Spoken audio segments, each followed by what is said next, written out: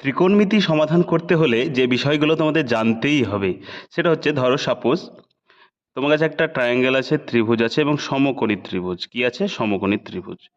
এটা যদি সমকোণী ত্রিভুজ হয় তাহলে এই যে খাড়াখাড়ি যে বাহুটা সেটাকে বলা হয় লম্ব।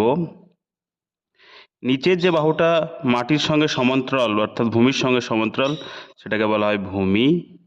এবং দেখতে পাচ্ছ একটা আড়াআড়ি বাহু আছে, এটাকে বলা হয় অতিভুজ। এটাকে বলা হয় অতিভুজ। ঠিক আছে? আর এই তিনটে বাহু নিয়েই ত্রিকোণমিতির সমস্ত কোণগুলো অর্থাৎ সাইন কস ট্যান যেগুলো হয় সেগুলো তৈরি হয়। কিভাবে হয় দেখো, সম্পর্ক কি সেটা দেখে নাও। এইটা হচ্ছে 90 ডিগ্রি, তাই না? তাহলে আমরা জানি সর্বপ্রথমে আসে ত্রিভুজের ত্রিকোণমিতির ক্ষেত্রে সাইন থিটা।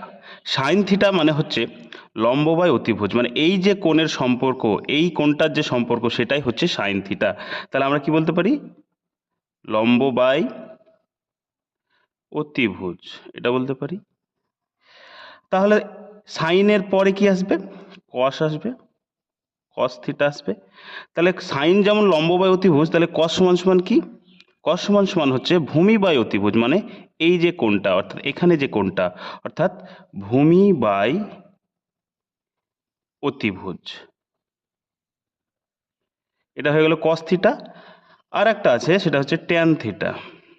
ট্যান থিটা মানে হচ্ছে লম্ব বাই ভূমি, অর্থাৎ এই যে কোণটা সেটা লম্ব বাই ভূমি।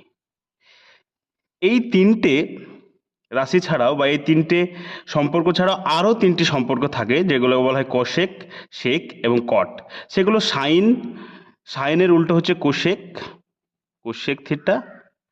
কসের উল্টো হচ্ছে সেক থিটা এবং ট্যানের উল্টো হচ্ছে কট থিটা। অর্থাৎ সাইন মানে হচ্ছে যেমন লম্ব বাই ভূমি, লম্ব বাই অতিভুজ, ঠিকই একই রকমভাবে কসেক থিটা মানে হচ্ছে অতিভুজ বাই লম্ব। একই ব্যাপার, বুঝতে পেরেছো? মানে উল্টো। এটা সাইন থিটা মানে হচ্ছে ভূমি বাই অতিভুজ, একই রকমভাবে কোসেক থিটা মানে হচ্ছে অতিভুজ বাই লম্ব। তাহলে কস থিটা মানে ভূমি বাই অতিভুজ যেমন, তাহলে সেক থিটা মানে কি হবে বলো? অতিভুজ বাই ভূমি। একই রকমভাবে ট্যান থিটা মানে লম্ব বাই ভূমি যেমন, তাহলে কট থিটা মানে কি হবে? ভূমি বাই লম্ব। এই হচ্ছে ব্যাপার, এইটা তোমরা মনে রাখার চেষ্টা করবে।